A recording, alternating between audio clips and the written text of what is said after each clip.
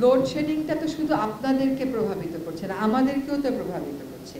আমরা গ্রাম এলাকা থেকে অভিযোগ পাচ্ছি, আমাদেরকে এখন পাওনা দেনা যা আছে সব মিটিয়ে দিতে হবে।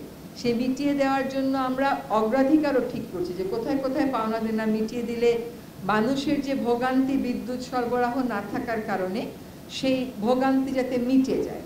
কাজে সেখানেও একটা কথা গতকাল বলা হয়েছে যে আমরা চেষ্টা করব 2-3 সপ্তাহের মধ্যে এই সমস্যাটার একটা সমাধানে পৌঁছে যেতে। কাজে অবশ্যই সেটা নিয়ে আলোচনা হয়েছে। আর হচ্ছে 6টা কমিশনের ব্যাপারে আমরা আপাততের জন্য শুধুমাত্র যিনি নেতৃত্ব দেবেন তার নামটা ঠিক করেছি। উনি আসলে ঠিক করবেন আমাদের সকলের সাথে আলোচনা করে যে অন্য কমিশন মেম্বার কারা হবে।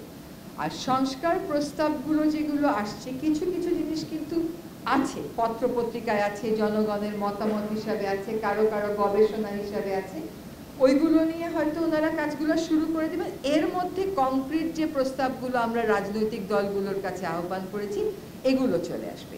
ফলে ওনাদের টার্মস অফ রেফারেন্স ঠিক করতে বা কর্মপরিধি ঠিক করতে আমাদের হয়তো আরো 2 থেকে 3 সপ্তাহ লাগবে, কিন্তু আমরা মনে করেছি যে এই 2 থেকে 3 সপ্তাহ বসে না থেকে হাতে যা আমাদের আছে তা নিয়ে ওনারা শুরু করুক।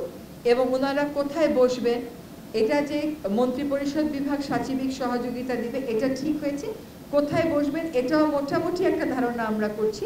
এখন আমাদের প্রধান উপদেষ্টা মহোদয় কয়েকটা দিনের জন্য একটু জাতিসংঘে যাচ্ছেন অধিবেশনে, উনি আসার পরপরই বাকি সবটা কর্মপরিধি এবং অন্য কারা থাকবেন কমিশনে সেগুলো ঠিক